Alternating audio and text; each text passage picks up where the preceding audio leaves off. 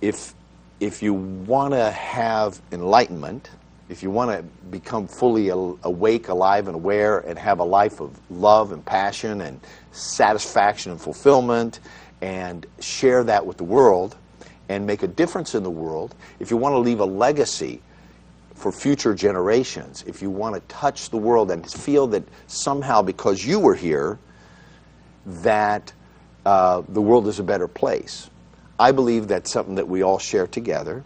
And if that's something, if I'm right about that, and that resonates with you, and that's something that you would like to have in your own life, then it begins with a simple awareness, a sort of waking up from slumber, a simply opening your eyes and beginning to see, wow, what I've been doing, how I've been living my life hasn't necessarily worked.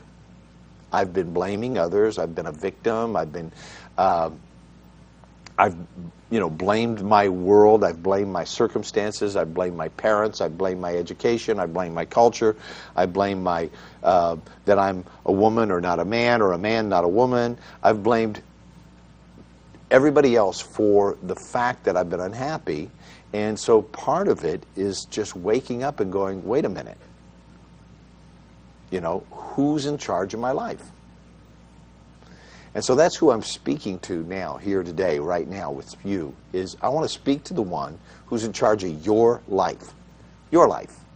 Because consider the alternatives. If you're not in charge of your life, and the rest of the world is, or the universe, or God, or somebody else, anybody other than yourself, if anything or anybody other than yourself is in charge of your life, is responsible for your life, then you, my friend, are a victim. There's no gray area here. You're a victim of your circumstances. The source of your experience will always be outside yourself, and you are destined and doomed to do the best you can with whatever the universe throws your way.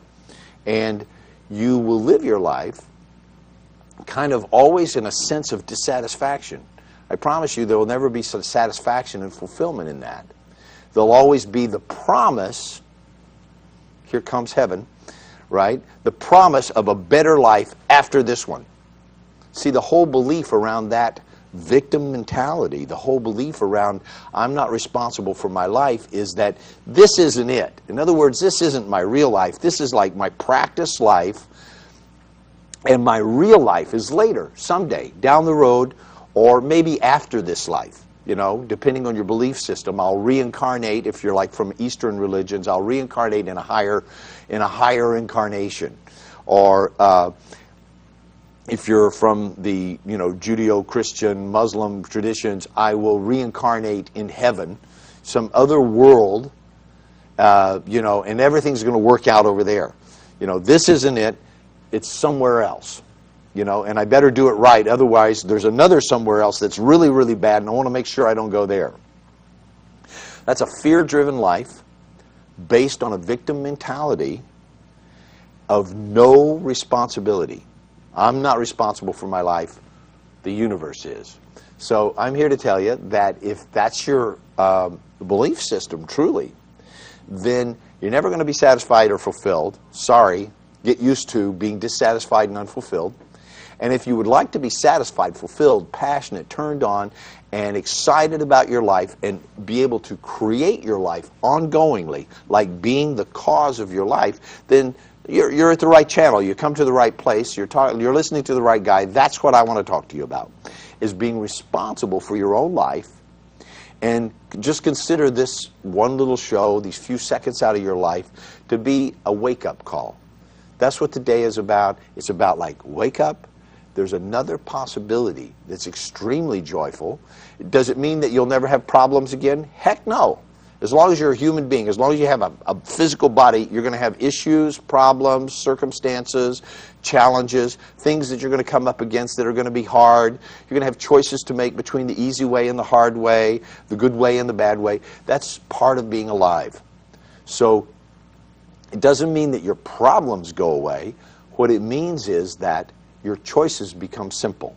Your choices in life always are leading to a higher, more empowering, more conscious and empowering state of mind, state of consciousness, in which you are willing and able, not just willing, but actually empowered, able, like response able. The word response able means you're able to respond powerfully from a body of distinctions. A body of distinctions means that it's not just knowledge. It's not just a bunch of stuff that you've collected in your head, like read a bunch of books and now you've memorized a bunch of passages of other people's thinking. No, you are now embodying those teachings in such a way that you're living your life from those distinctions, from that knowledge, not trying to get to it. You've ingested it. It's become you. It's who you are. So your choices become easier and simpler, even though your challenges don't go away. In fact, some of your challenges may be greater than you ever expected. Some of your challenges may be bigger than ever. But your ability to deal with them powerfully and effectively and to change the world, to move those issues forward, will be multiplied quadruply. They will jump off the chart. Your abilities will jump off the chart in your ability to deal with the issues and problems of your life. So that's my little message to you at the beginning of the show. I'm going to go ahead and take a break. If you'll show that other ad about the seminars, then that'll be great. And then we'll go ahead and I'll come back in just a few minutes and open the phone lines. The number will be displayed at the bottom of the screen that'll say studio. And we'll find out about, we'll take your questions. Okay?